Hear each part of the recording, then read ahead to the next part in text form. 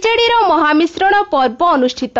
ବାଲେଶ୍ୱର ସଦର ନିର୍ବାଚନ ମଣ୍ଡଳୀର ଉପନିର୍ବାଚନକୁ ଆଖି ଆଗରେ ରଖି ବହୁ ପ୍ରମୁଖ ଟାଣୁଆ ନେତା ସହ ପୂର୍ବତନ ବିଧାୟକ ଓ ମନ୍ତ୍ରୀ ନବୀନ ପଟ୍ଟନାୟକଙ୍କ ଜନହିତ କାର୍ଯ୍ୟ ଓ ନୀତି ଆଦର୍ଶରେ ଅନୁପ୍ରାଣିତ ହୋଇ ବାଲେଶ୍ୱର ମାଟିକୁ ପ୍ରଗତି ପଥ ଆଗେଇ ନେବା ପାଇଁ ବିଭିନ୍ନ ଦଳକୁ ଆସି ଯୋଗଦାନ ଦେଇ ବାଲେଶ୍ୱର ବିଜେଡି ସଭାପତି ଶ୍ରୀଯୁକ୍ତ ରବୀନ୍ଦ୍ର କୁମାର ଜେନାଙ୍କ ନେତୃତ୍ୱରେ ସ୍ଥାନୀୟ ସିଦ୍ଧିବିନାୟକ କଲ୍ୟାଣ ମଣ୍ଡପଠାରେ ଏକ ବିରାଟ ବିଜେଡି ମହାମିଶ୍ରଣ ପର୍ବ ଅନୁଷ୍ଠିତ ହୋଇଥିଲା।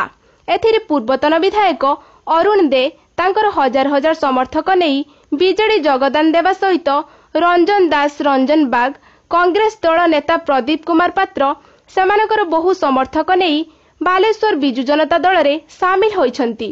ଏହି ଅବସରରେ ରାଜ୍ୟ ବିଜେଡି ନେତା ପ୍ରଣବ ପ୍ରକାଶ ଦାସ, ପ୍ରତାପ ଦେବ, ଦେବୀ ମିଶ୍ର, ମନ୍ତ୍ରୀ ପ୍ରତାପ ଜେନା, ରାଜ୍ୟସ୍ତରୀୟ ବହୁ ପ୍ରମୁଖ ବିଜେଡି ସକ୍ରିୟ କର୍ମୀ ଓ ନୀଳଗିରି ବିଜେଡି ବିଧାୟକ ପ୍ରାର୍ଥୀ ସନ୍ତୋଷ ଖଟୁଆ ଉକ୍ତ ମିଶ୍ରଣ ପର୍ବରେ ଉପସ୍ଥିତ ରହିଥିଲେ।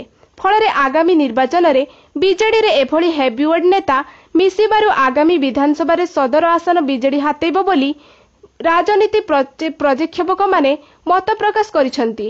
ଫଳରେ ଏହି ମିଶ୍ରଣ ମଞ୍ଚରେ ପୂର୍ବତନ ବିଧାୟକ ଜୀବନ ପ୍ରଦୀପ ଦାସ, ପୂର୍ବତନ ନଗରପାଳ ଆଲୋକ କୁମାର ସାହୁ, ବ୍ଲକ ଚେୟାରମ୍ୟାନ ନାରାୟଣ ପ୍ରଧାନ ସହ ବହୁ ବାଲେଶ୍ୱର ନେତା ଉପସ୍ଥିତ ରହିଥିଲେ।